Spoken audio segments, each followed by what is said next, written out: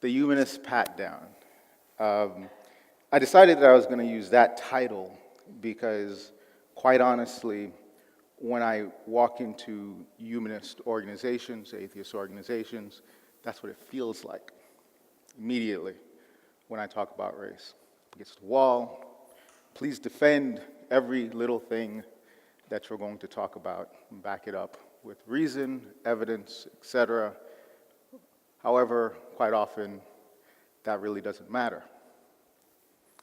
Before I get into that, let's talk about some of the topics. We're going to talk about what is race and what racism is. Race and culture, religion, and politics. We saw that play out in the elections. Identity politics and the anti-PC movement. Those are very much inextricable and have been for the last 3 years. If you extrapolate it a little bit further back, it's been a growing movement for the last 16 years. Racial dynamics in the United States and social constructs. What exactly is a social construct? And we're continuously told that race is nothing but a social construct, so we talk about color as an abstract. We're told to be colorblind. What exactly does that mean? And finally, can humanism actually address any of that, or are we contributing to the overall problem? But first, let's talk about who I am, because I know we get that little introduction. I am an organizer for the Center for Inquiry, the African American for Humanism initiative, as well as AHA, two wonderful organizations. I write for Pathos and The Orbit. I've also been featured in a couple of periodicals as well. However, I didn't grow up secular. That was not my background. I grew up very Catholic, extraordinarily Catholic.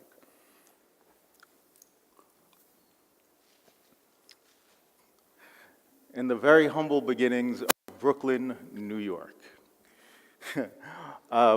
My mother decided really early, since we grew up in a pretty desolate, bleak area, it was Brownsville, New York, that I needed as much religion as I could get. And the Catholic Church simply wasn't religious enough. So, she stuck me in a Seventh-day Adventist school. Now, if you're familiar with that, they have cult-like tendencies. In fact, they're still considered a cult because they're not mainstream. They are a cult.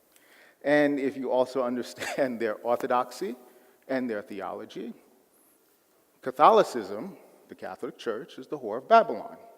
So I, being the Catholic son bastard of the whore of Babylon, for years, picked on in Brooklyn at the Seventh-day Adventist Church. Eventually, it got too much, and I did have a phenomenal love of science and math. So my mom decided, okay, we're going to pull you out and stick you in, next slide, a Lutheran school. Now, that was a massive shift. So now I'm Catholic, still keeping the faith. I've gone through the Seventh-day Adventist system, now in Lutheran school. And so, of course, when I talk to my mom now, I'll go,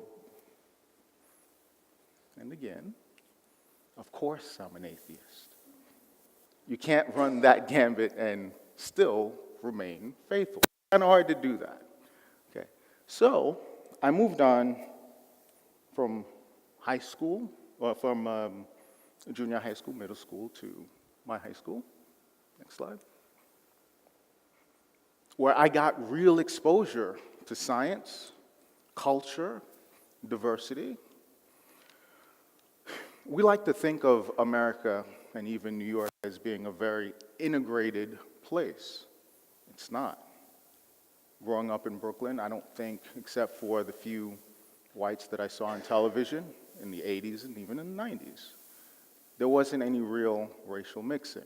You had to leave Brooklyn for some of that.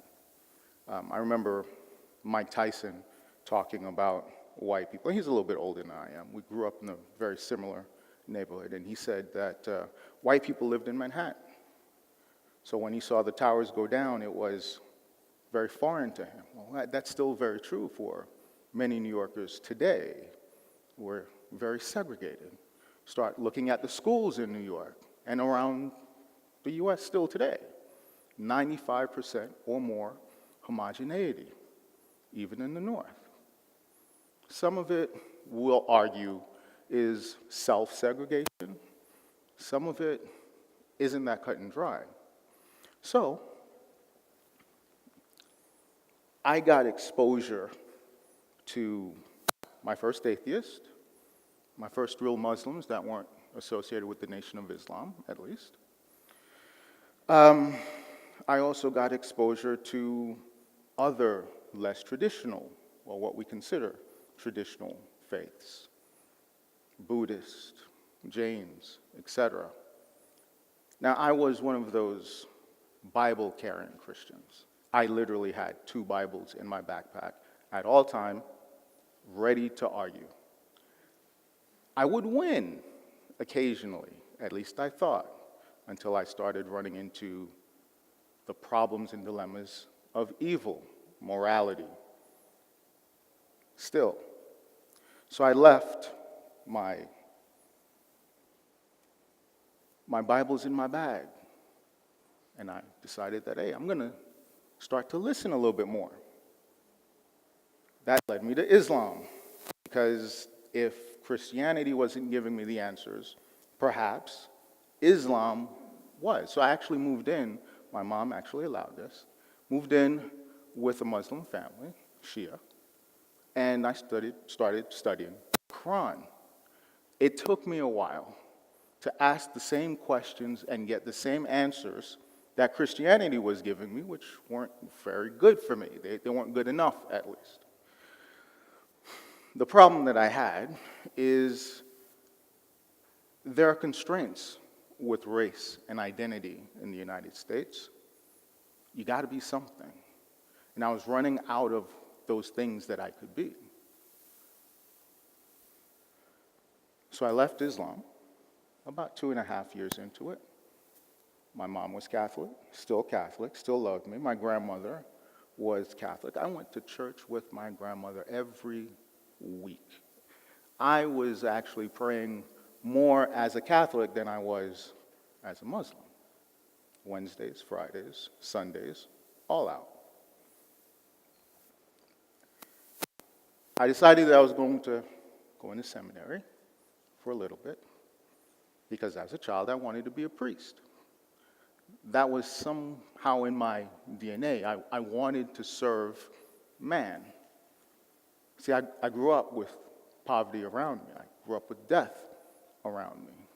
So being able to console these people, console mothers, grieving mothers, or wives that would see their husbands shot, killed in the street, being able to do something there was really intrinsic to who I am, my being.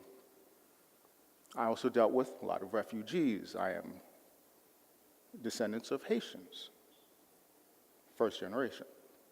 So yes, being able to see the influx of refugees coming from Haiti and wanting to help them as they flee, I saw the church doing really good things. So almost as soon as I could walk, you would ask me what I wanted to do with my life. I wanted to be a priest. Ultimately, yes, it was all about serving man. But I wanted to be a priest. About a year into it, really delving into my studies, I was done. And this is one of the things that the Catholic Church doesn't talk about. They have a crisis when it comes to the priesthood. 50% dropout rate, they're not tracking it anymore. There's not enough priests to support the Catholic faith. So I moved from staunchly religious to barely religious to spiritual, but not religious. But I had to be something. I couldn't be accepted in my community if I wasn't something. I went several years just floating. And then I finally realized what I was. I was an atheist. I couldn't call myself an atheist because of the stigma in my community and my family. Now, my mom was okay with that because at least you believed in something. You hadn't turned your back on your race. You were still part of that community. But then something happened.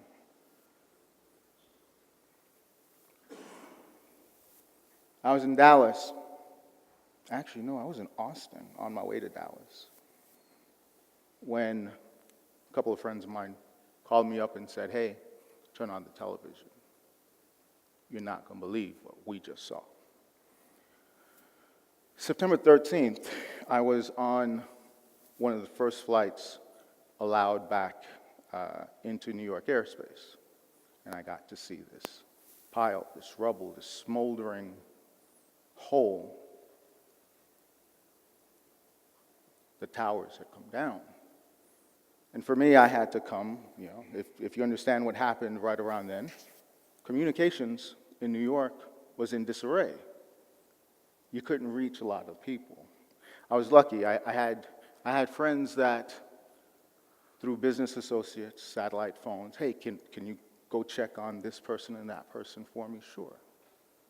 September 13th, I had no issues calling myself an atheist. Never had a problem since. That shame, that stigma, not a problem. As I walked down Church and Vesey the first time and seeing these people crying, upset, searching for answers, it was the first time in years that I ever was happy that I'd not been a priest, because at that time, at that moment, I would have had to justify what God allowed. And I couldn't do that. Not after having studied both sides. Because you can rationalize it if you're Muslim. You really can. If you're a radical extremist Muslim, you can.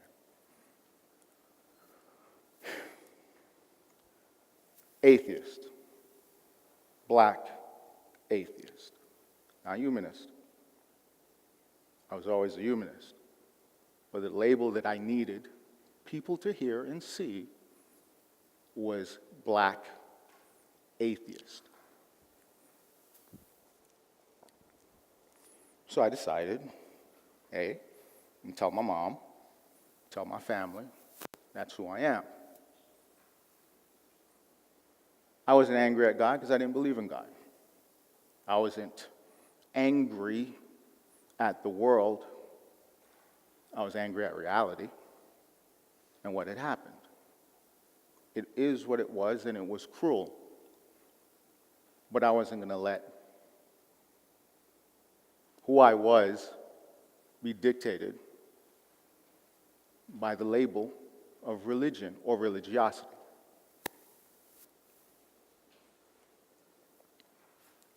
So, black atheist is a little uncommon still. It's becoming much more common. Back in 2010, 2011, I still needed the church. Still needed access to those resources. I still needed, having moved from New York to Dallas, Austin, Dallas, etc., moved around. That's what my job did, moved me around. I'm in technology. I'm in computing. The easiest way to get connected into the black community is through the black church. You just show up and you're plugged in. Instant access. First day on the job, in the South. Hey, how you doing? What church you go to? Have you found one yet? We're always looking. Okay. My first wife wasn't okay with the idea of atheism. We eventually divorced. I was a single dad for a while. I eventually remarried. But I needed something to connect my children to, which is why we founded the Fellowship of Free Thought. And it was great, except there were no camps for the kids. There was just nothing there for the kids during the summer. So we decided that we were going to bring Camp Quest to Texas. And on that first day, it was a one-day camp, we had people, from the press that, hey, let's just show up and see if we could cover, atheist children. I mean, it's not really newsworthy, but in Texas it is. And my son, who was about 13, 14 at the time, he said, Dad, they want to interview somebody. They want to interview me. Is it okay if I do it? I said, okay, wait a minute. You realize we're in the South. Realize you're black. Let's sit down and have this conversation. It's like, yeah, okay. Now, there might be some unplanned and unforeseen ramifications. Are you okay with those? I'd raise him to be kind of tough. And he's like, yes. I said, okay, well, we'll cope with it as it evolves. Fine. So he was interviewed on the news, and it was fine.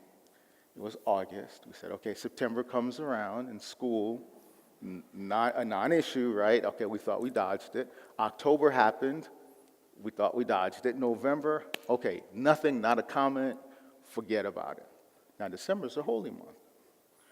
January, he comes home, rattled, beat up, tells me a couple of kids cornered him and told him, you're black, how can you not believe in Jesus? See, it turns out that that video was used at those churches, at many of those churches, in December as a way to recruit into the churches. The atheists are coming for your children. And here's an example. I wanted to be mad. I wanted to be mad at these kids. I was livid. I was seeing red. However, these were black children who didn't know any better. For them, it doesn't excuse their behavior, but for them, there is no such thing as a black atheist. So I figured that I needed to do something. Get loud, get visible, and try and change the world. And that led to billboards. Go back one. Go back. Other way. Billboards, talk shows, Ebony Magazine, and every opportunity that I can have access to talk to people and remind them that you can be black and something else. Black isn't a monolith. So now, the last few years, I've been talking about atheism. However, the last few years has gotten a little bit more dicey, and the topic of race comes right to the top. See, it's not just atheist, I'm a black atheist. I can't escape black when I'm an atheist. I can't escape being an atheist when I'm in the black community.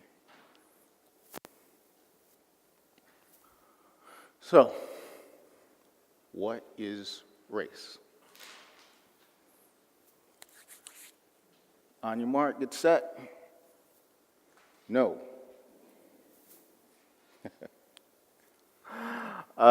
If you try and define race, what you'll find, next.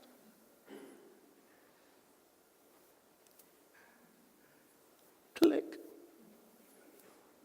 Click.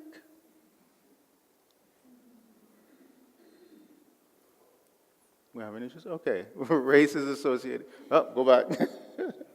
Yeah. Race is associated with biology, whereas ethnicity is associated with culture. In biology, races are genetically distinct populations within the same species. They typically have relatively minor morphological and genetic differences. It's actually kind of hard to determine what race is. And it is more than skin deep. No single gene determines a person's race. Scientists have in the past differed on where to draw the line between the races. And the mapping of the genome shows no real difference at all. So what is race really? What it comes down to is that people resemble their parents if their parents resemble one another. If parents have different skin colors associated with different races, the child is multiracial and may not resemble either parent. And since 1967, interestingly enough, the single growing biggest race is given to miscegenation, mixed race babies. So race is really a large inbred family. Next. That's what we're fighting about. Next. So if race doesn't exist, I always have to say that tongue-in-cheek, racism can't possibly exist. Yeah, we know it does. But what is racism? The belief that all members of each race possess characteristics or abilities specific to that race. Prejudice, discrimination, or antagonism directed to someone of a different race. Now, when I talk to people about racism, especially in the United States, I talk internationally, but especially in the United States, they tend to stick racism somewhere around there. And we know that's not actually true. Racism is alive and well in the United States, and the United States was kind of founded on it. Next slide. So right after the election, days after the election, someone in Florida texted me this picture. This was put up in a middle school. Where I am in Dallas, got involved in an incident in Plano where kids were at Plano High School running out in chalk outlines, drawing walls, telling the Mexicans that they couldn't cross. And these are children. Next slide. Click.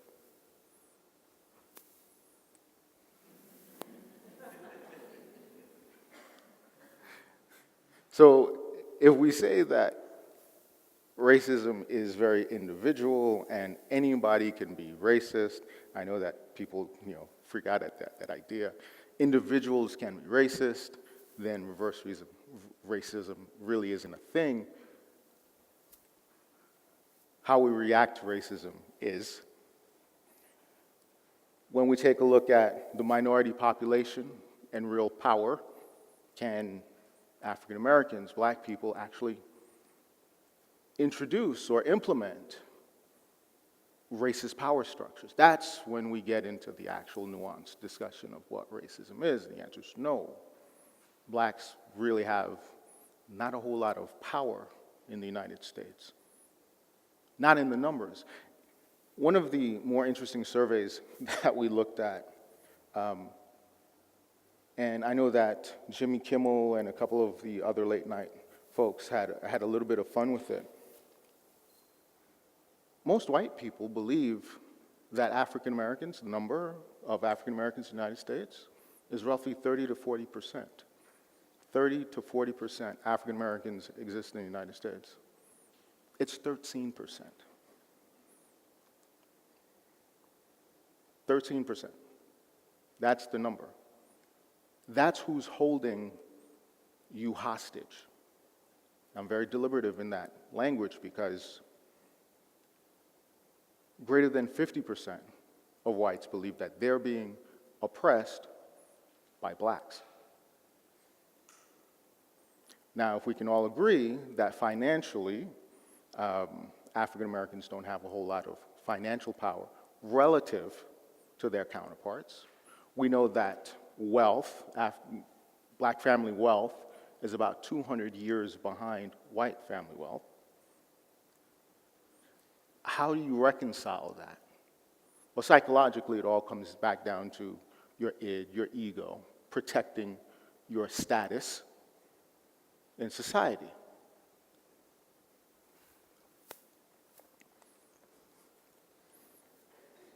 I tweeted this out before the election, and I think this was one of the last things that I tweeted on Twitter. You'll get trolls just like that. And it was an experiment. One of the quickest ways to see racism in action is to call attention to its existence. That's still the fastest way to do it. Look, that's actually racist. No, it's not. Of course it is. I got into a conversation this morning where someone was trying to state that the idea of white privilege, the name itself, the term, was a racial slur targeting white people.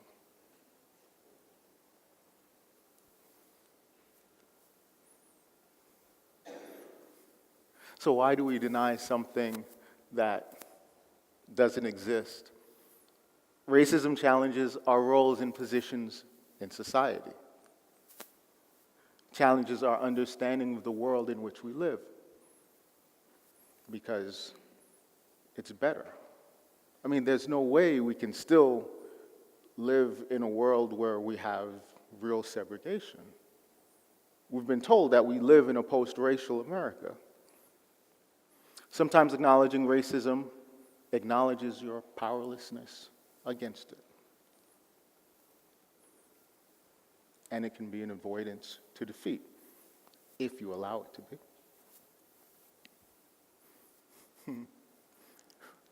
This is actually one of the bigger ones. We seek self-affirming data and information. So if you believe that racism doesn't exist, you will find and migrate and find the bubble that fits that. Diversity is a problem. Majority of Americans say mainstream media publishes fake news. This is true. Somehow, this is true. The narratives that we saw with Fox News, Breitbart, etc., became the American narrative. Fake news. We like our bubbles, even at a cost of an election.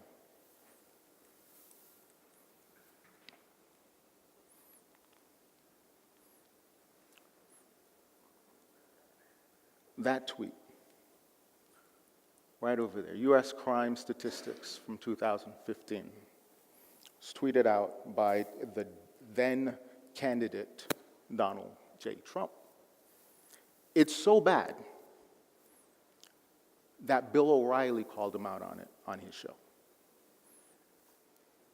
Blacks killed by whites, 2%. Blacks killed by police, 1%. Whites killed by police, 3%. Now, if you accept just those three and you accepted the demographics that we live in, and you know that 7 out of 10 people are white, roughly 1 out of 10 are black, you would expect there to be more white people killed by police, unless you're saying that blacks are inherently more violent. Blacks killed by blacks, whites killed by blacks, or whites killed by whites, that number is just 16%. It's just falsehood. It turns out that many of these have been repeated by white supremacist organizations and other trolls bad FBI statistics that tend to get trolled out. Statistics without context is a problem. And no one's challenging these. In fact, we've even seen them pop up in our communities. The rational ones, the reason-based ones, the ones that look for logic. Okay, next one. We've seen it very recently. Sam Harris brought this back up. This is Charles Murray, the bell curve. Back in 1994, he wrote a very interesting piece that turned into a book. It was issued without any peer review. It was subsequently debunked by several. And in this, he talks about statistical sampling methods with specific populations. The conclusion is blacks are basically less intelligent than whites. Now, there are a couple of disclaimers there, of course, except this is the narrative that's popped up.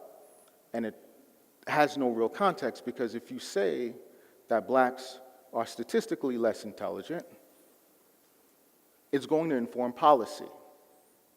We're having this exact discussion as Betsy DeVos trots out the bell curve and begins to talk about school voucher systems, which, by the way, were used in places like Louisiana specifically to avoid integration.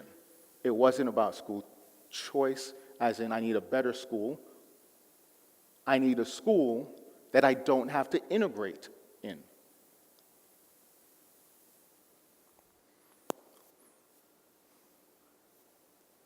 Go back one. Here we go. The book's flaws include, one, the fact that correlation is not causation, and the second one, which I really want people to take away, a theory without context is at best an irresponsible guess, and at its worst, the foundation for misunderstanding. That's exactly what you see what you hear when you see these statistics that are thrown out there. Blacks are less intelligent. Okay, have they been given the same opportunity over the last 200 years? Do they have the same access to wealth as whites have for 200 years? Have they been allowed to vote? Voter suppression.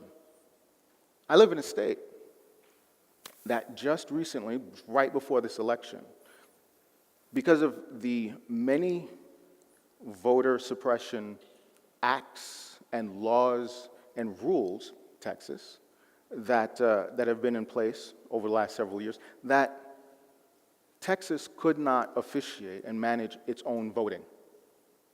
It had to be there had to be some type of oversight.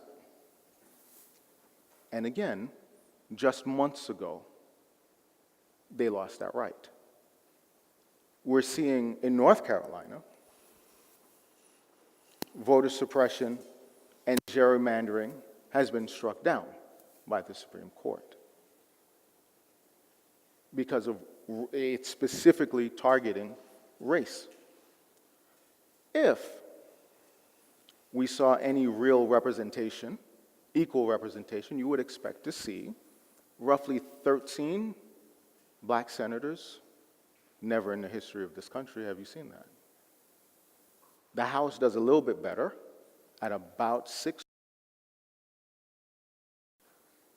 So all things being equal, maybe we can have that conversation. But the premise is flawed. It's never been equal. And we also look at this book and we say, what was the hypothesis that you started with that led you to this conclusion? Always check the motivation. Next slide, please.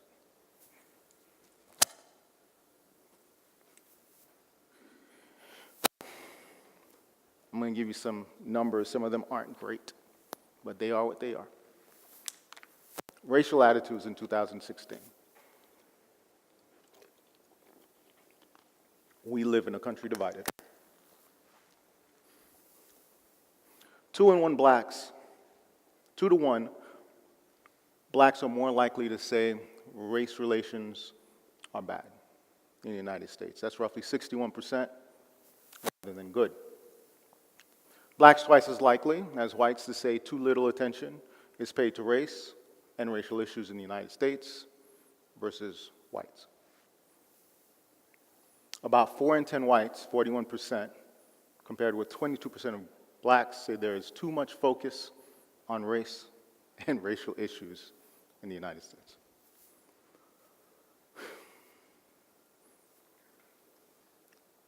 Next slide.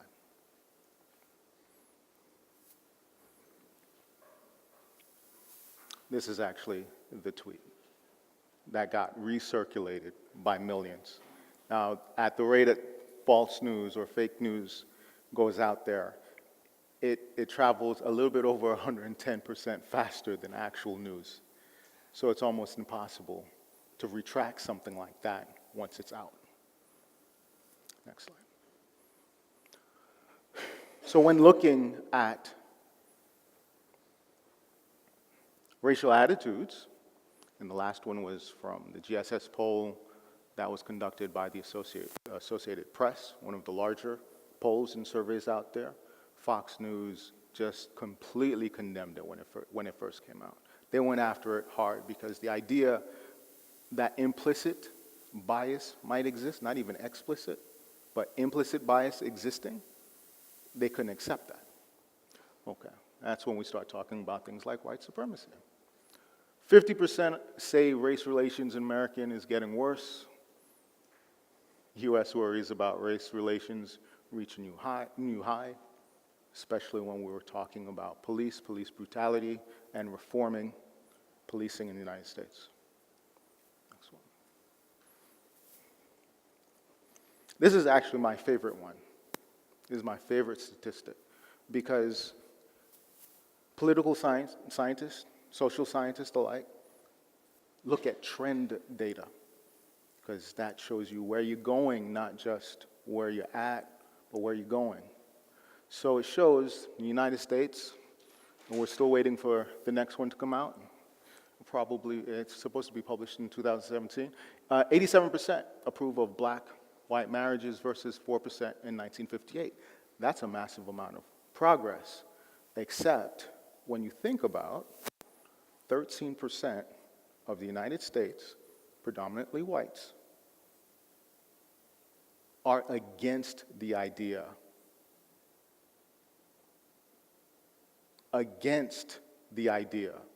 of interracial marriage, still in 2017.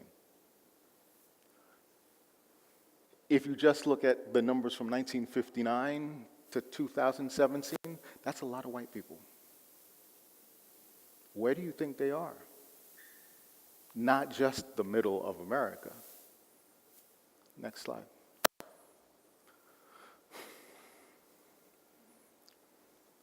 Growing up, I had a few people that I would listen to.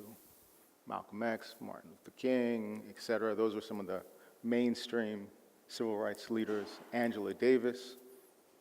I went to the same school as Stokely Carmichael, so he was somewhat legendary. James Baldwin had a debate with William F. Buckley, circa 1965, 67.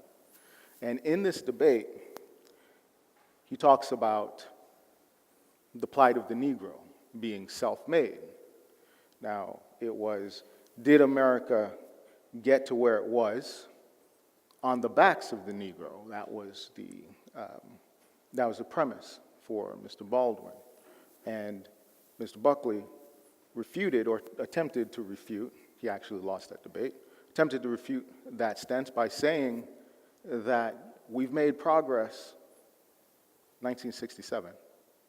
We've made enough progress. We shouldn't be doing anything in addition to the rest of it is up to the black person, the black man, in 1967. This same debate almost word for word, is being played out today.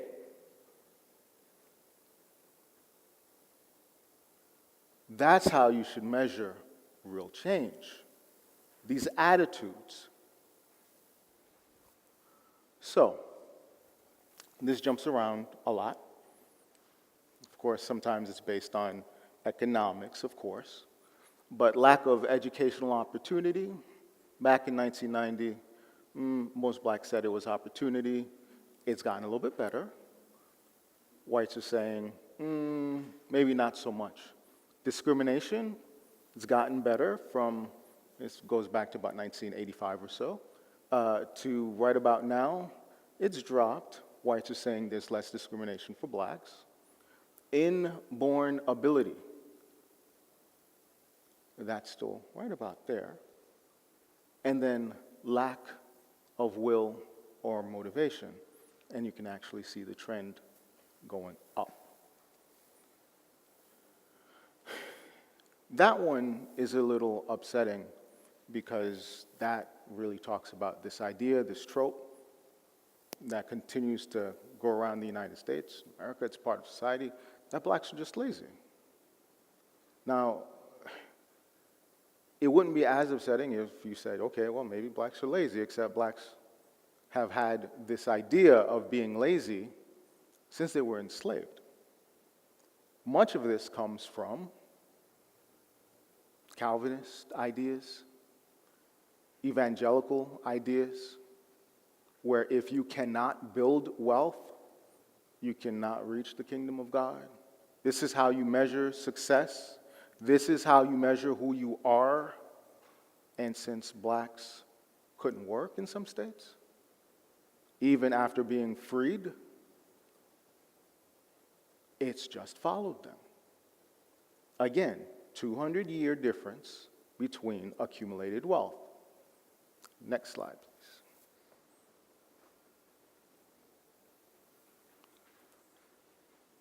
When it comes to explicit prejudice against blacks, non-Hispanics, white millennials,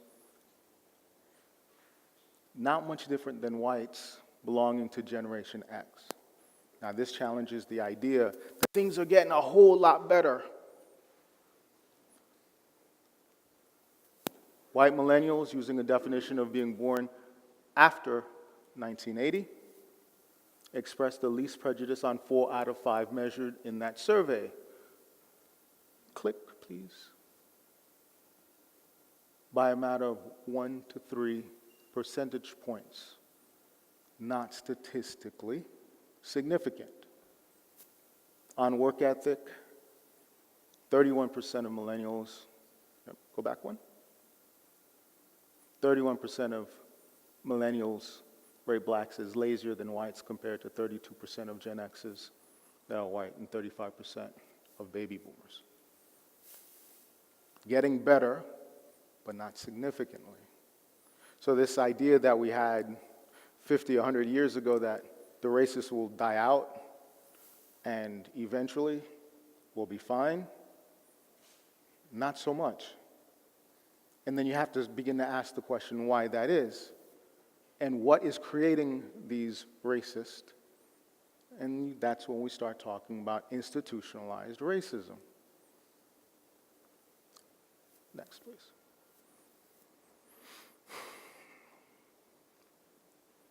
Turns out that this election was about a lot of ands, instead of the ors. Right about now, I think we have a really good insight as to what the motivating factors were for white voters in this election. More than 4 in 10 Americans say that discrimination against whites has become as big of a problem as discrimination against blacks and other minorities. This is very recent. When you actually take a look at race and gender, these are some of the numbers here. White men, white uneducated men voted for Trump. 53% of white women voted for Trump. Next slide, please. We can actually test some with some really interesting calculus and regression testing. We can come up with, okay, wait a minute. Trump essentially won by 80,000 or so votes in 3 states, Wisconsin, Michigan, etc. We find that while economic dissatisfaction was part of the story, this was what we thought back in October, November, and even early December. We talked about this white economic class, this middle class, that did not see their story represented from the other party. Okay. Racism and sexism were much more important and can explain about 2/3 of the education gap among whites in the 2016 presidential race. So it wasn't just that, it was an and. Yes, there was economic strife and concern, but a lot of it was racially based and motivated. Because who's coming after your jobs? You weren't afraid of another white person coming after your jobs. It was the brown and black people. And that was stoked by a racist president, a racist candidate. But that's, next slide. Trump supporters were more likely to profess negative views of black people, Muslims, and Latinos, as well as concerns that immigrants threaten U.S. values. There's the study if anyone wants to look at it. There are about 3 other studies, Harvard, Yale, Chicago, that confirm these findings in their own papers. When it comes to consensus, we have consensus.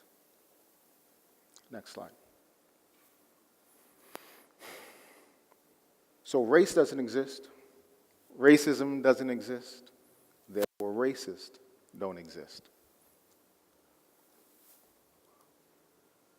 Lynching at the hands of persons unknown was written by Philip DeRay. And he had to title it that way because although there were thousands of black men that were lynched and we had that evidence, no one ever fessed up to it. Police never prosecuted people for it. Knew it happened, we had the evidence, but we knew that black people weren't stringing themselves up in trees. No one wanted to be called a lyncher. David Duke and George Wallace both insisted that they weren't racist. David Duke still today, not racist. Because the term is terrifying. It has a stigma. George Bush, when he did his memoirs, talks about the most disappointing and saddening piece of his presidency wasn't the Iraq War. It was being called a racist because of how he handled Katrina. Being called a racist was worse than starting a war. Next slide, please. And yet, the class of 2017 will be the first class to graduate in Eastside Cleveland High Schools, Mississippi. This is the first year that they'll actually be legally desegregated. In 2016, they fought it. 2017, they finally decided it was time to legally desegregate. That's the America that's out there. Next slide.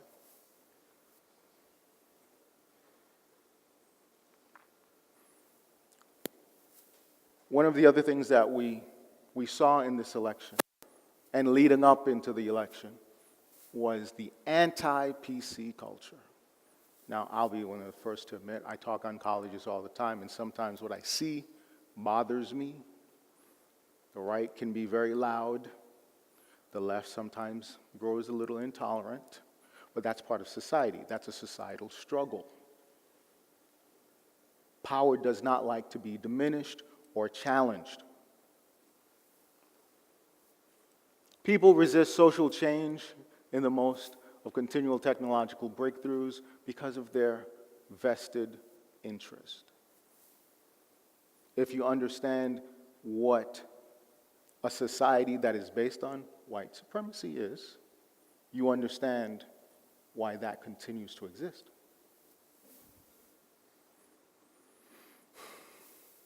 Next slide.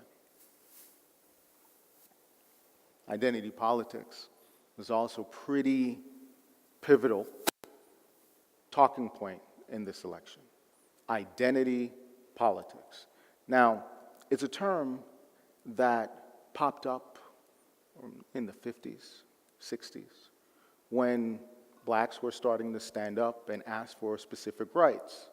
And it was built around an identity, the black identity. We talked about representation and why we didn't see representation. You should see, 13 senators that are black at least, right? And if we're more tolerant as a nation, you might expect to see more than that. It's not how the numbers work, obviously, but you should see something like that, but you don't. So this election, we heard that identity politics, people are tired of hearing about identity politics. Stop being black. Go back to invisibility. If you are LGBTQ, we don't want to hear about that either. The bathroom bills.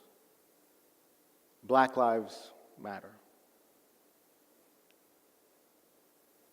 I had a friend from the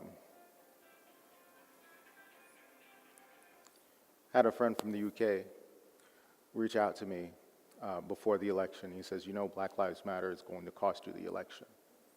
So why do you think that is? Because white people don't want to hear that. Black Lives Matter, the organization, cannot be successful in the United States because the United States will resist this. And we saw that with this election. We saw that as the RNC talked about not catering to the demands of a race. Identity politics.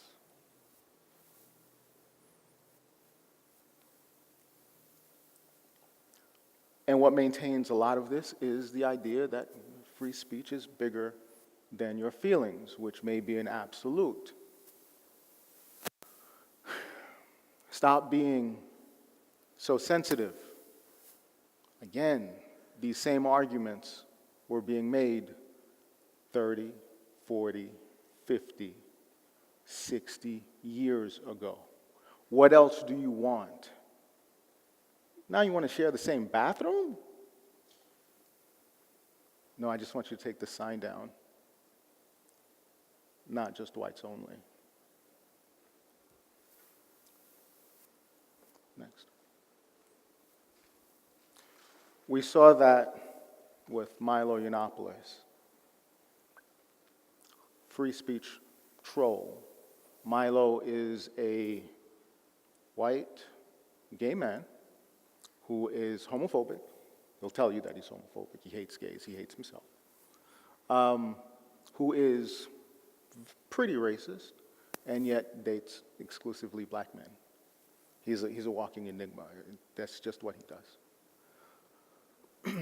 And he was out there on campuses rallying behind Trump supporters. Massive Trump supporter. And he was getting college students very interested. He's one of the faces of the alt-right. He and Richard Spencer. Right. Next one.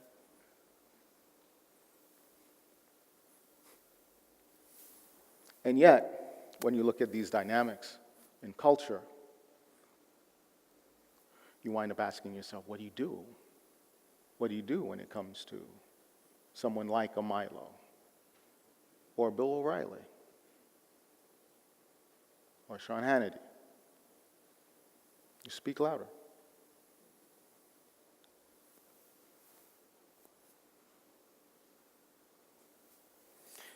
So, a little bit of levity.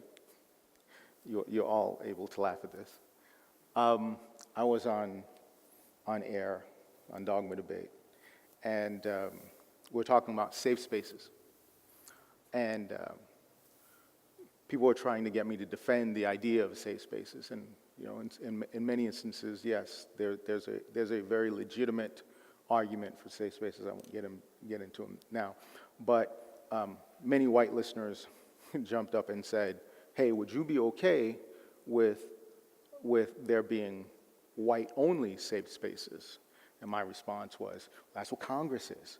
And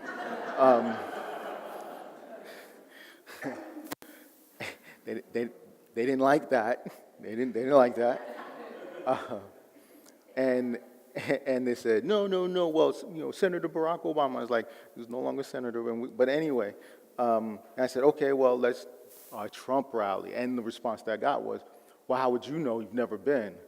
And so, a couple of days later, I see an evite for Trump in Fort Worth. And I said, okay, I'm going to do it. I'm going to go. And even my conservative friends at that point were like, no, don't do it. I said, why not? It's totally safe, right? It's totally safe. It's like, please don't go. And a dear friend of mine tried to talk me out of it, and he sent me a message, and he says, if you're going to go, I'm going to go with you. There's no ifs, ands, or buts about it. I'm going with you. And he's liberal at that. He's an independent liberal, But he shows up and he says, okay, I'm going. Now he's 6'4", 255 pounds ish. So I'm like, okay, I'm big, you're bigger, and yeah, you get to be my white shield, and I'll just run if things really get crazy. Okay, so next slide. So this is how he shows up, because he has to do it incognito. He doesn't want to look like a liberal. He says, so what do I wear to fit in? And he decides he's going to wear this big American flag, and he's walking around with this flag, and it's like, yeah, that totally works. And Captain America. And your funny aside is, unfortunately, we had a couple of I guess it was a Japanese television was there filming, and they ran up to him to interview him. And he looks at me, we're in line, and he looks at me, and I'm like, what are you gonna do, right? What are you gonna do? And he's looking at me, he's like, it's like, now you just gotta play the role. You just have to be a Trump supporter. And it's like, you now have to shift into at least the stereotype of what a Trump supporter would be. And it's like, okay. And the first question he asked is why do you support Trump? He's going to make America great again. I'm like, oh my God, this is going to be terrible. And he says, this is going to make America great again. And he begins with more platitudes and more platitudes. And he's like, no, seriously, why? And he's like, have you seen his daughter? I'm like, oh my God. He says, have you seen his daughter? And now I'm turning red. I'm just like, oh my God. Have you seen his daughter? He loves his daughter. And I'm like, oh, this is terrible. And what the saddest thing about that wasn't that they captured this and this is what they think Americans are, but the people that were surrounding him were like, yeah!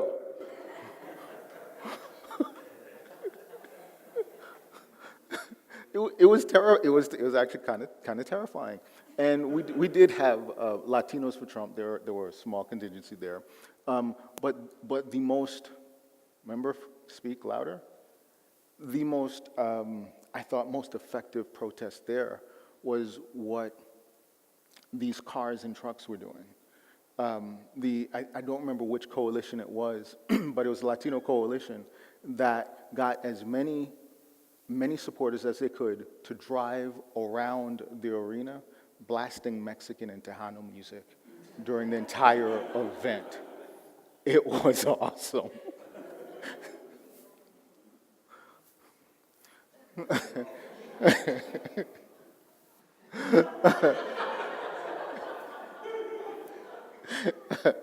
So Yeah, it was a very interesting event. I was nervous the entire time I was there, but I only got terrified when there was a small eruption in the crowd when he was beginning to talk about building the wall. It also happened to be it was at that event that Governor Christie decided that he was dropping out of the race and who was going to throw his endorsement behind, Donald Trump. And I was like, oh no, Chris Christie is here. I know what this means. And I'm beginning to edge towards the door. It's like, I don't know if I can make the whole thing. And not too long afterwards, next slide. Not too long afterwards, this gentleman right over there, Pastor Jeffers, who's often on Fox News, comes up and he begins the whole, Donald Trump will be the greatest pro-Christian president that we've ever seen. He is the ally that godly America wants, et cetera, et cetera, et cetera. This is also where he begins to challenge the Johnson Amendment and the Emollients Clause. So, when we look at the actual dynamics of the election, it turns out that identity politics absolutely played a role in the election. It just wasn't a black one. White born-again evangelical Christians helped put this president in office.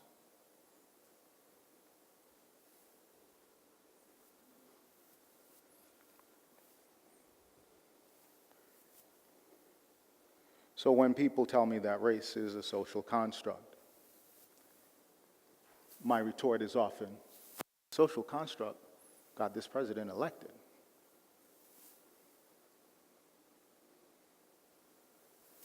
Next slide. Next. So, if everything is a social construct, is anything actually real? Next slide.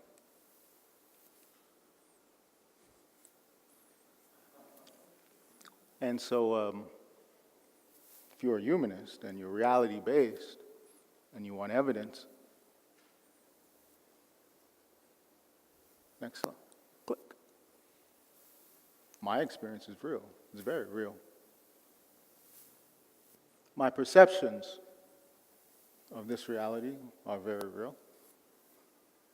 My shared lived experiences are very real. And if we're reality-driven, shouldn't that also matter? Next.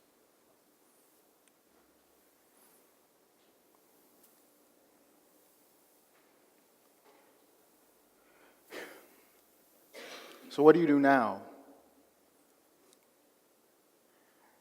Sometimes I get accused of being a little fatalistic, like America's we're locked into this for another 100 years. Reality is, I don't know if it's 100 years, but I do know that we've got a lot more work in deconstructing the ideas of race and racism still, uncoupling that from what America thinks it should be. So the first thing I tell people to do is be aware of other realities.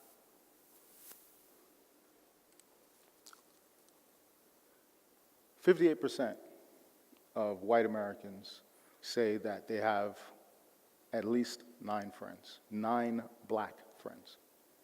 Unless these are the same 9 people, there's no way that that's possible.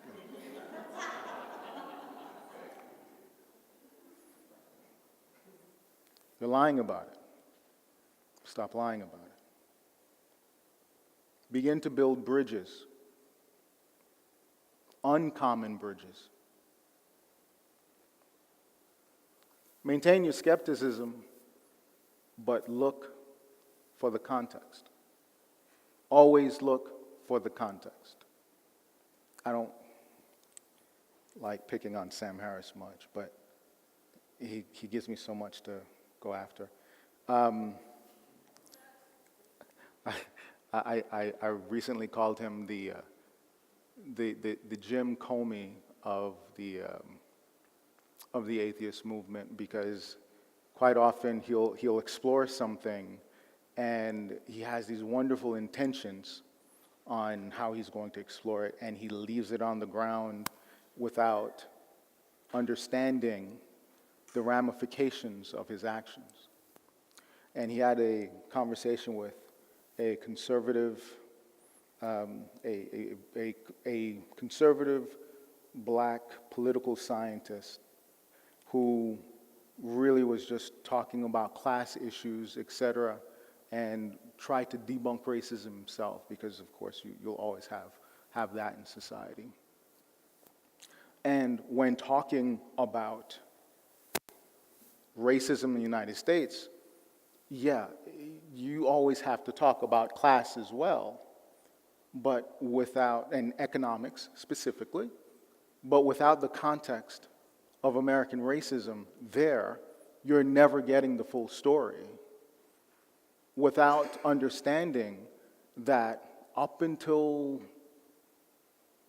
just a few weeks ago, still today actually, people are still being denied housing based on race. I can't move into certain places in the United States based on race. You have a president who also was accused of doing the same thing. Chris Rock couldn't get into the first house that he wanted to based on race. Dr. Dre, billionaire Dr. Dre, was profiled in his own neighborhood based on race. It's not just economics.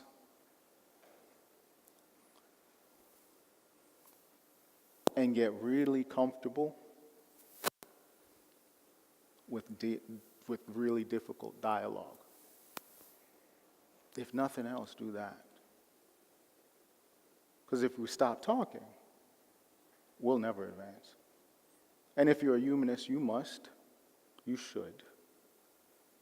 At least open your ideas, open your thoughts to the idea that humanism includes race and the struggles associated with it. Thank you very much.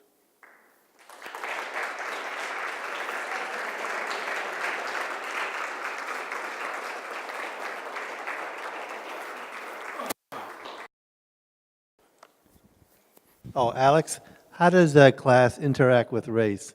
Is class as important, economic class as important as race, or less important?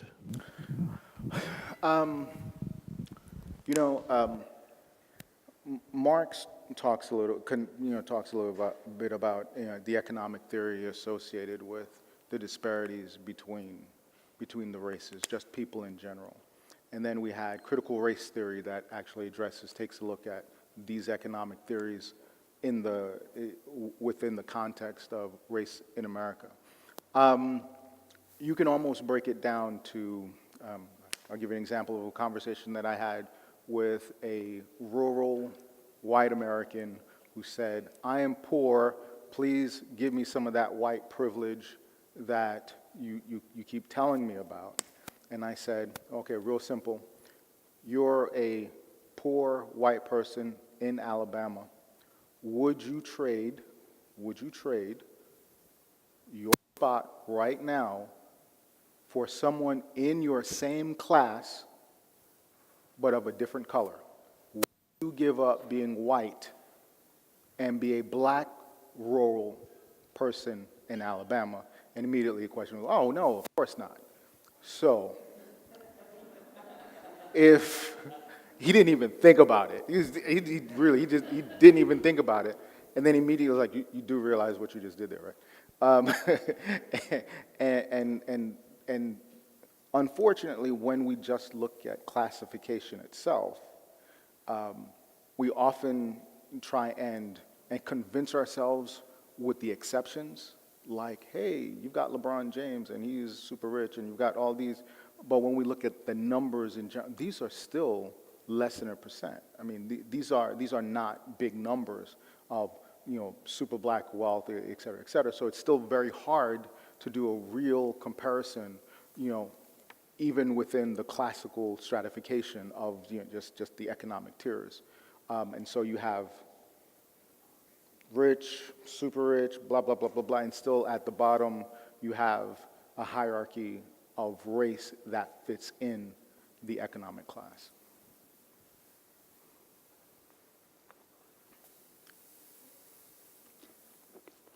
Did that answer your question? Okay.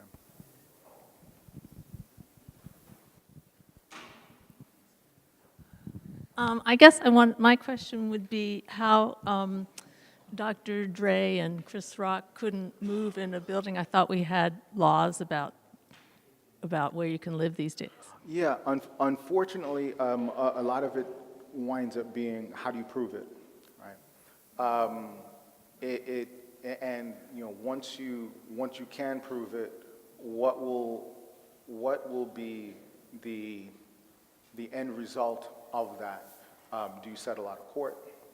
And, oh yeah, there have been laws that address this for years, and yet, HUD still deals with these lawsuits all the time. It doesn't. The laws have. The Civil Rights Act stopped lynching. That's all it did. That's really one of the things that it addressed. Creating the law to stop it from happening doesn't stop it from happening. It just gives you an ability to remediate it or remediate the offense after the fact. You hope that it stops people from doing it, but it doesn't. There are laws that against murder, people still do it. There are laws against jaywalking, people still do it. So if it's something as complex as, I'm not going to rent you something because of your race, I'm not going to sell you something because, we had this argument over cake a couple of years ago.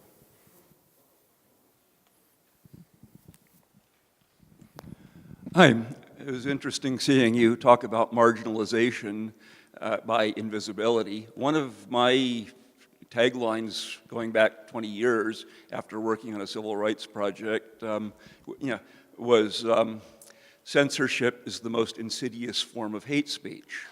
And of course, it creates invisibility. You're not even obnoxious enough to whoever the haters are to be allowed to be visible, to be part of an open discussion about it.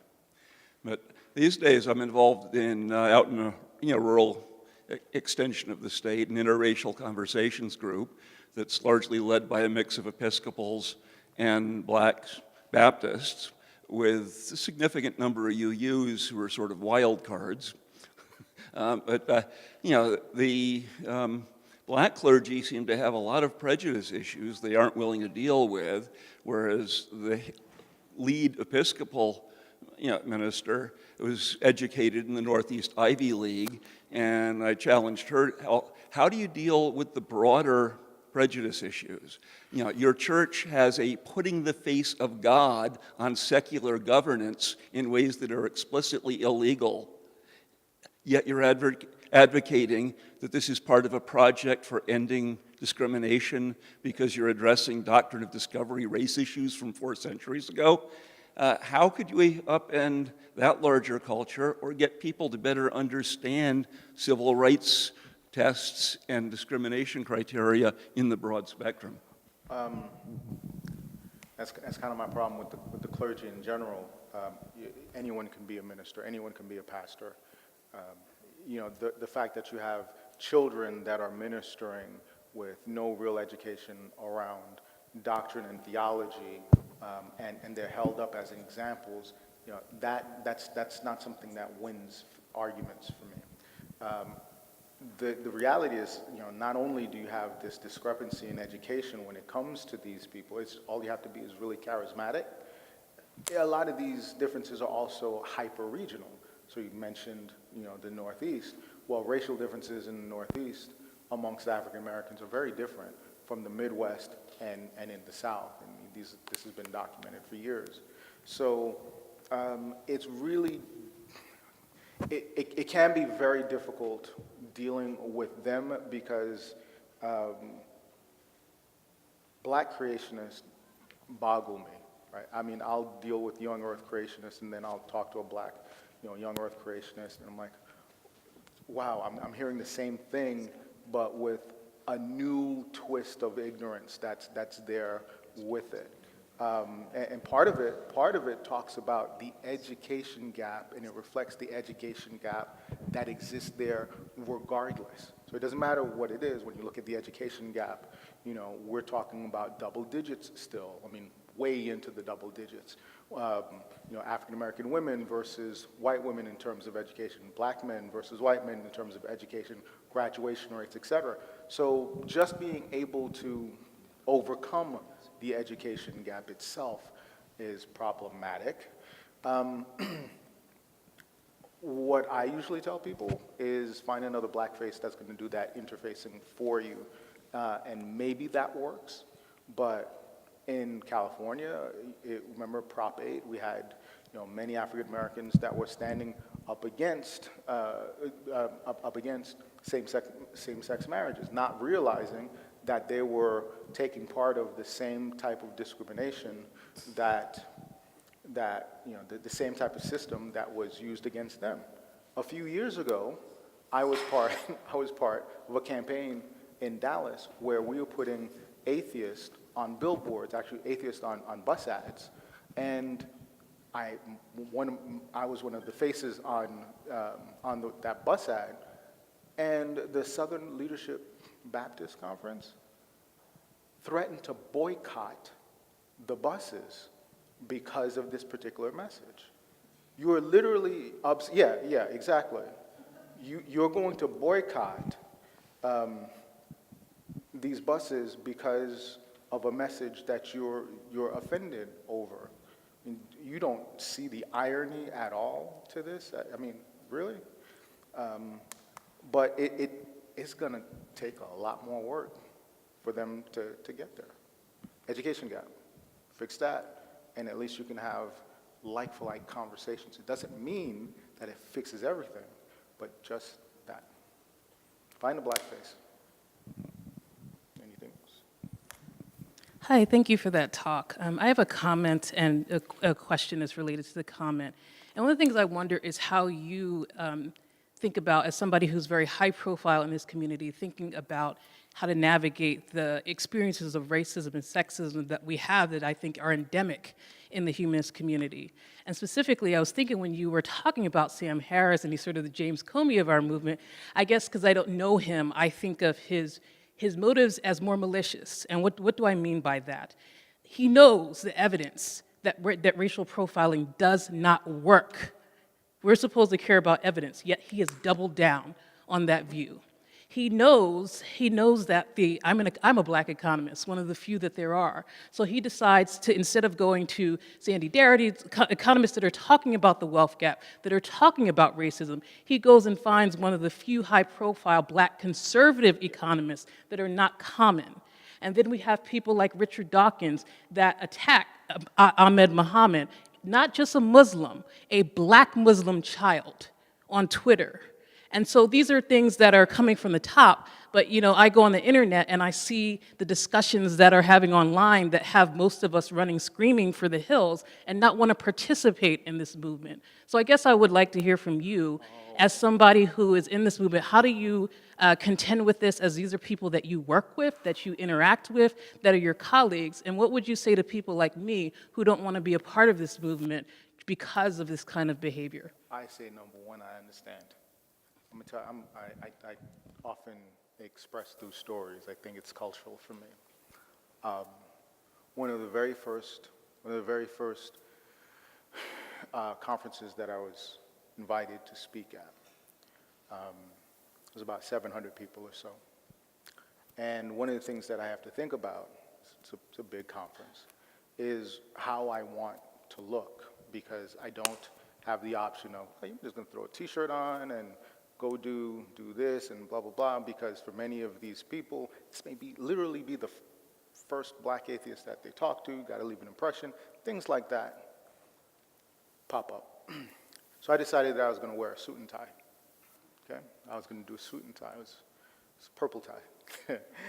And I thought I was looking great, and I went and I sat down in the front row, because the front 2 rows were reserved for the speakers, and I got up when it was my turn, and went and I did my talk, and then I came down, and then as I'm coming down, I see security in the back. And they didn't come towards me, but I saw them in the back. And I'm like, okay. And one of the event organizers came up to me apologizing. It turns out because a few of the white audience members saw me there, they just assumed that I was going to be a black minister that showed up to start trouble. So profiling within the community happens. And I joke around with other, podcasters and speakers, like, you ever had that happen to you? No, that's, you win.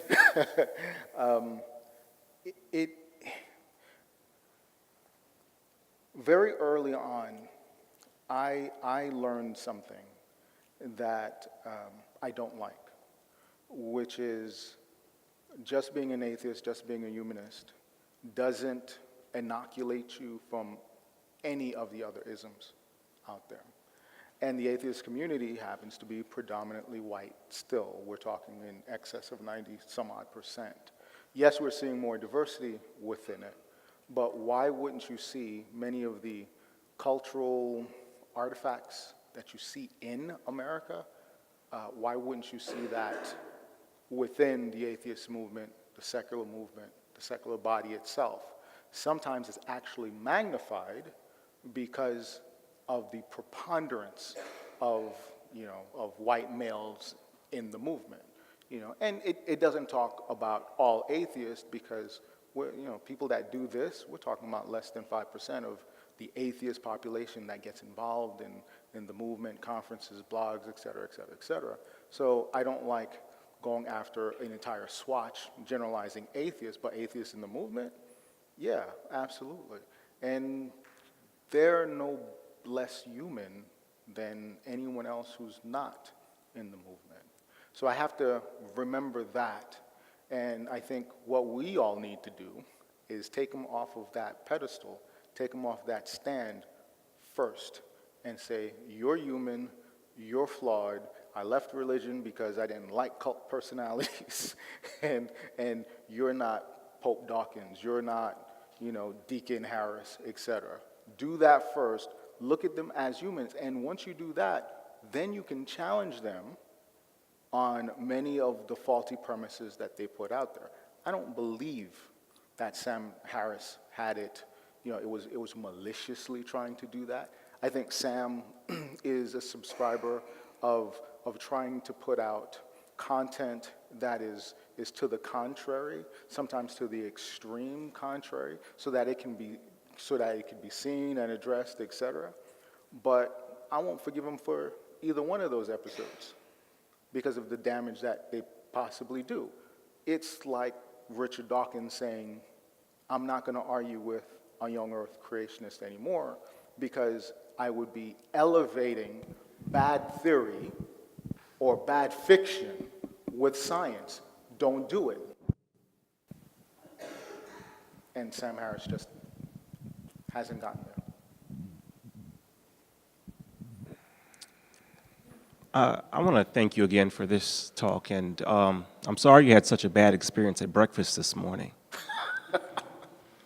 As a black clergy, seminary trained with an emphasis in liberation theology, we challenge this concept of racism, or we challenge the reality of racism rooted in the Moses narrative, whereas God is on the side of the oppressed, and Moses is this great phenomenal leader who leads them out of bondage. And so we may not know the story, but so what sort of narrative does the humanist community kind of center around to challenge racism, prejudice? And do you think that it's also possible that, that the black church and also the black humanist society can work in concert with each other? No, I'm going to answer the second question first. I'm going to answer the second question first because I think that's actually more pressing. I think, some people may not like this, I think it's required that we work together. I don't get stopped, I've said this for years, I don't get stopped and frisked because I'm an atheist. So first and foremost, the rest of the world already decides who I am. So when I'm looking at the priorities, at least in this country, for me and people that look like me, being black and addressing black issues kind of bubbles up. So I think it's very important that we find a way to work together if we're serious about it. You know, some black atheists in general are like, I don't want to have anything to do with church, blah, blah, blah, but that's not true with all. I'm not even sure that's true with most, especially the ones that are interested in core humanistic values. I don't care what you look like when I'm trying to feed you, trying to get you off the street, when I am trying to comfort you because you've been beaten or on the ground. I don't care what you look like. Now, unfortunately, many of those people do tend to look like me. And so, yeah, let's do that. Now, when it comes to what humanism in general tends, the core focus when it comes to fighting humanism or fighting racism, it's no different than what we see in theology. It's just minus God. It is a source of egalitarian, everything should be equal. So if you maintain that as an ideal, you should be fighting for equality for everyone. That's as fundamental as it kind of gets for us.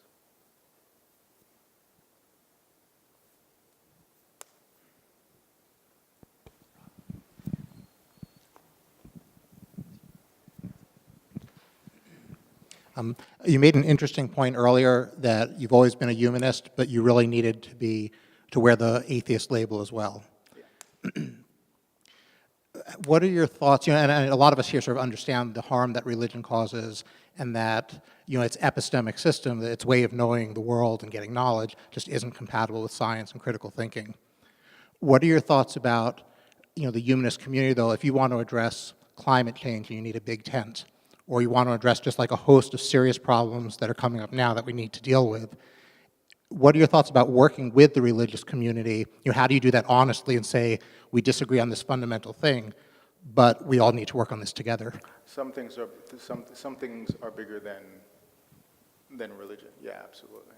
I mean, if you can't pray a fix for climate change. Fortunately, I think I found this very interesting spectrum. So you have the super A Dawkins atheist and the ones I'll just use arbitrarily to the right of those, and then on the super left you'll have the extremist, fundamentalist, religious, evangelical, young earths, etc. And then you have this middle. I think we have a much bigger middle than we. The United States tends to swing in extremes, but we actually have a really big middle. We don't see this middle because, squeaky wheels always get the microphone. So finding ways to work in the middle, not just the UU, but many Methodists, Episcopalians, etc. They're not the Phelps family. Now, what's interesting is I'm finding more atheists that are dropping off on that side. Right? I mean, it's so far to the extreme that they're not going that way towards the middle, they'll just drop off and jump into the middle. And a lot of them tend to be very motivated in fixing and patching things up, et cetera. So I think that that's always going to be a great source of conversation and building bridges. But just like you have the fire, the fire atheists, the brimstone atheists, you need those bridge builders that are going to create those ties between the middle. And yeah, you can reach out to the right if necessary, but some things are bigger than just belief. I often find myself sitting in interfaith discussions, having conversations on race, more so, believe it or not, in churches than I am at Atheist Conference. I think that there's a plethora of people out there that are looking for answers regardless of their motivations. So I say keep reaching out to the churches. That's the only way you're going to get those coalitions. Nope, I think we have one more.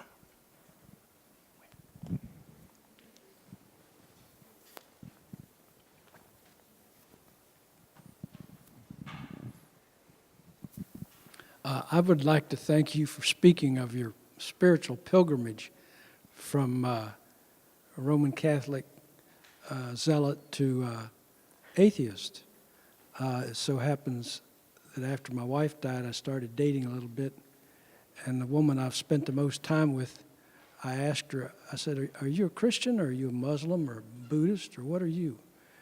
I said, for me, being a Christian is pretty important. She said, I'm an atheist, and I pray some for my friends who are in trouble. I said, really? I said, I pray some too. So to me, it's been interesting to spend some of life with an atheist. So I thank you for speaking to that part of yourself, that part of your pilgrimage. The second thing is I appreciate your speaking to your experience of being a black man, being a black person, and living your life and trying to see what you can do with that. And the third thing is a little bit of a critique, and that is I'm an old man and I'm a hard of hearing man.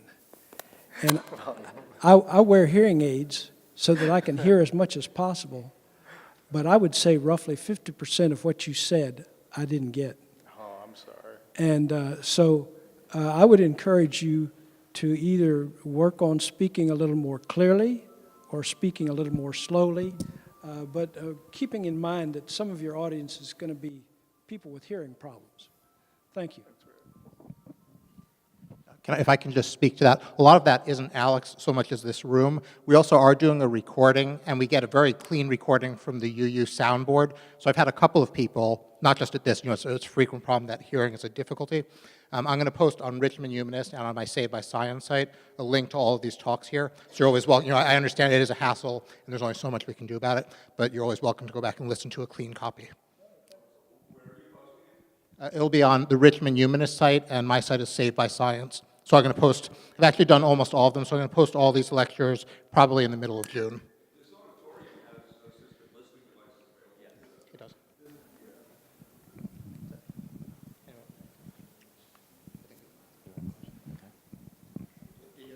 She does. Right here and then right there. Hello. I'm not exactly sure what I'm asking, but maybe your observations or your experiences. But I've lived in rural areas most of my life, and the type of racism I've seen there has been very different than the type of racism I see now that I live in a suburban area. I live in a suburb of Richmond, and I'm trying to put together in my mind what the difference is.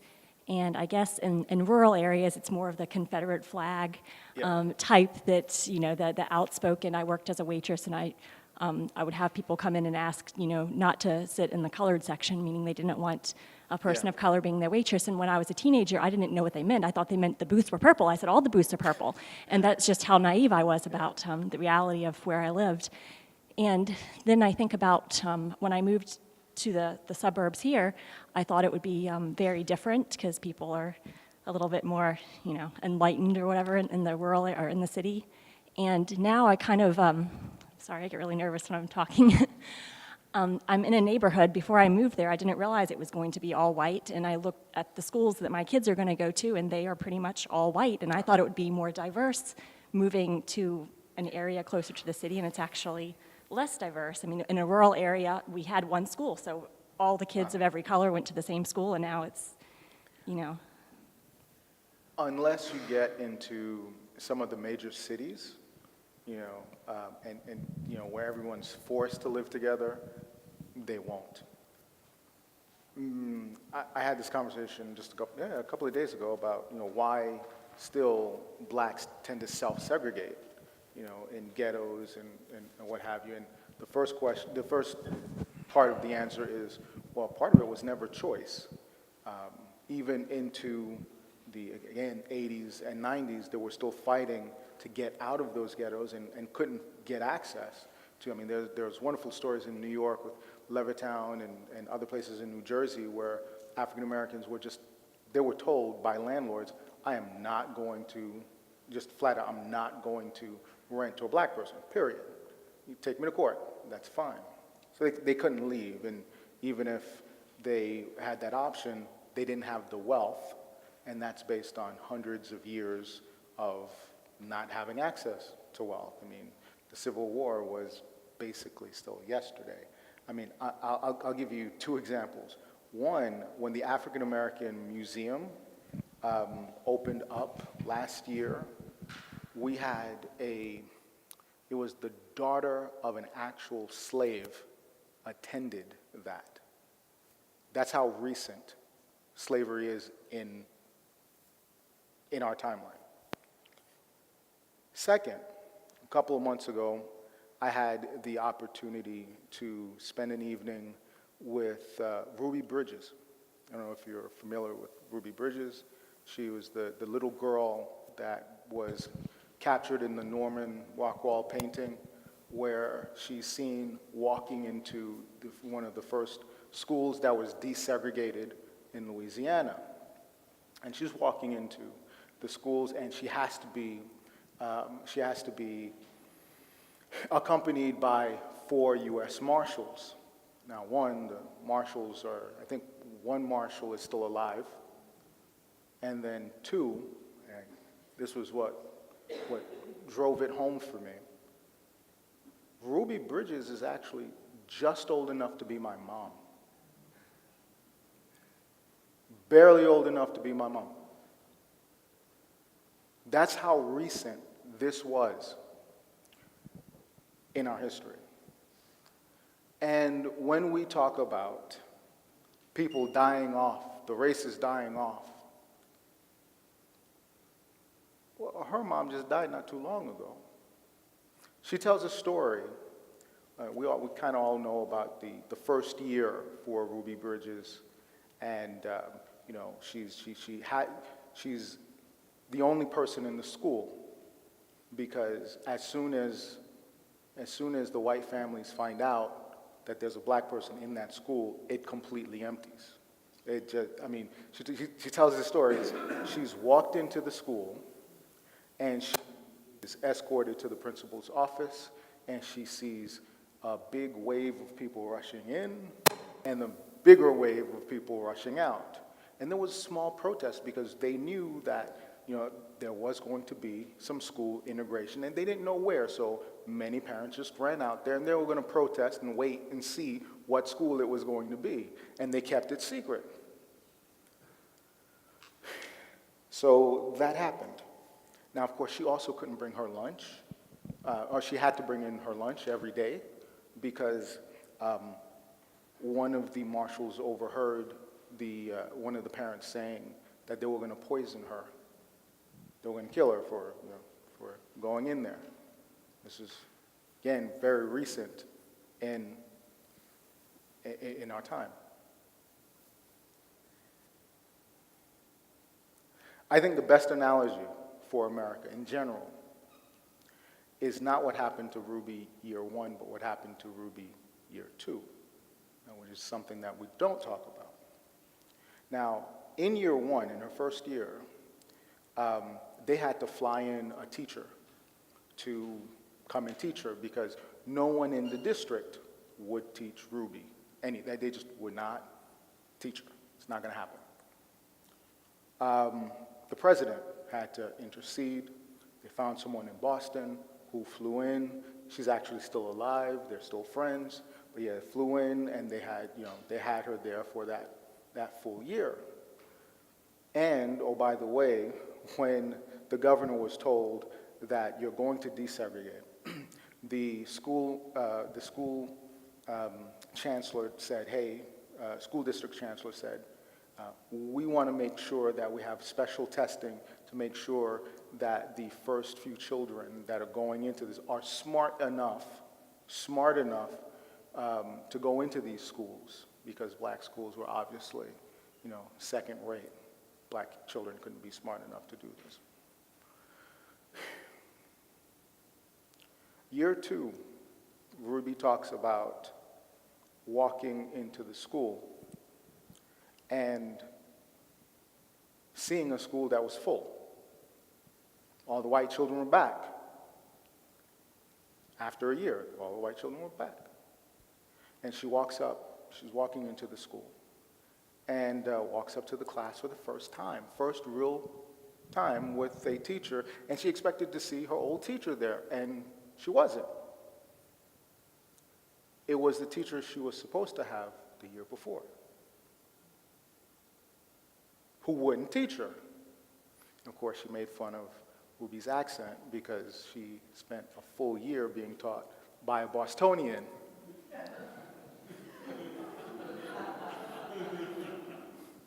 What are you gonna do? Coffee. Anyway,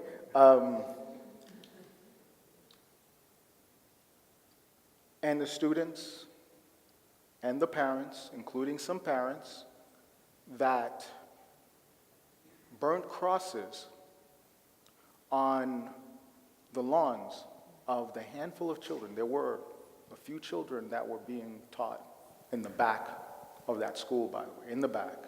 She wasn't allowed to mix with them, but there were actually like 6 children. The parents, the students, the teachers, administration pretended as if the first year didn't happen. There was no apology. There was no acknowledgement.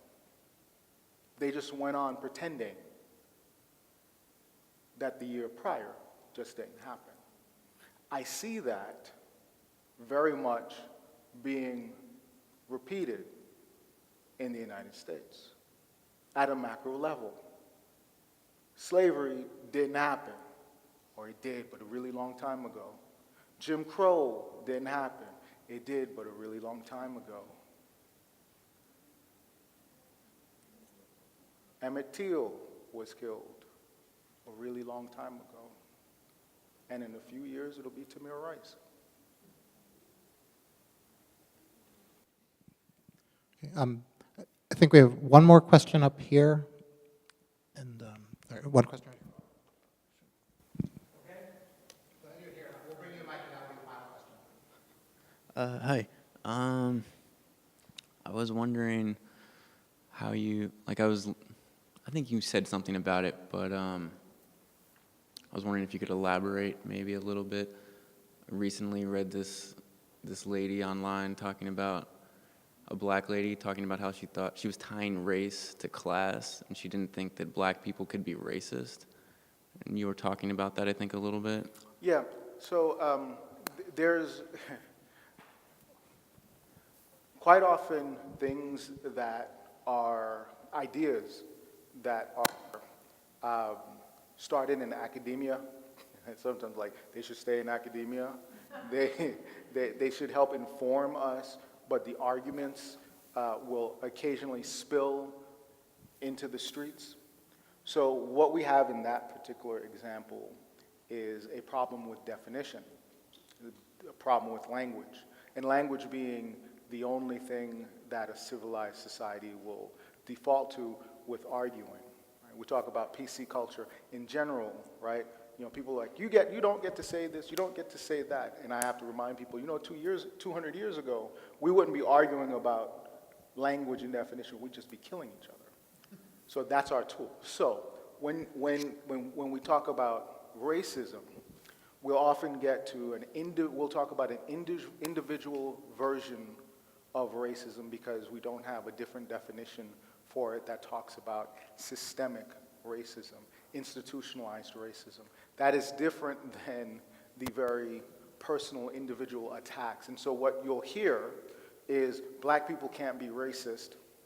They can be prejudiced, they can discriminate, they can be bigoted, blah, blah, blah. You can use every single synonym with that word, but we'll use the word racism to describe institutionalized and systematic racism. So when we say black people can't be racist, sure, we can have a lot of those attributes for hate, but being able to implement, this is majority versus minority, the minority being able to implement tools to oppress a majority does not exist in America, unless you're talking about the 1%, but that's a different conversation. Okay, all right, thanks. Also, I just wanted to say I thought you were very articulate.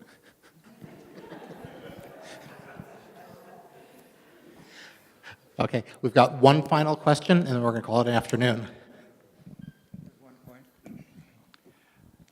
Hi. Did I hear you right? I don't hear well. I have a hearing disability, thanks to the Army. But when were you were in Brooklyn, right? Yeah. And you said you went to a technical high school. That would be Brooklyn Tech? No, Bronx High School of Science. All right. But what years did you start to get active in Brooklyn in civil rights? Oh, goodness. This was... Yeah, just so I can put you with respect to me. Okay. All right? This was... I started getting active... Pardon? 80s, late 80s, 90s. Oh, I see. That's much later after.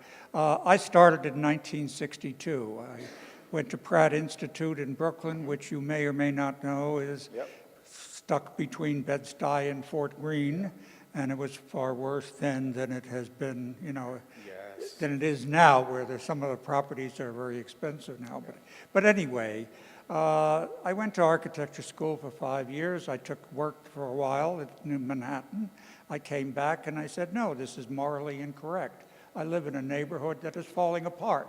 My 3 children have just grown up and we're sending them to some of the worst schools in New York City and Fort Greene.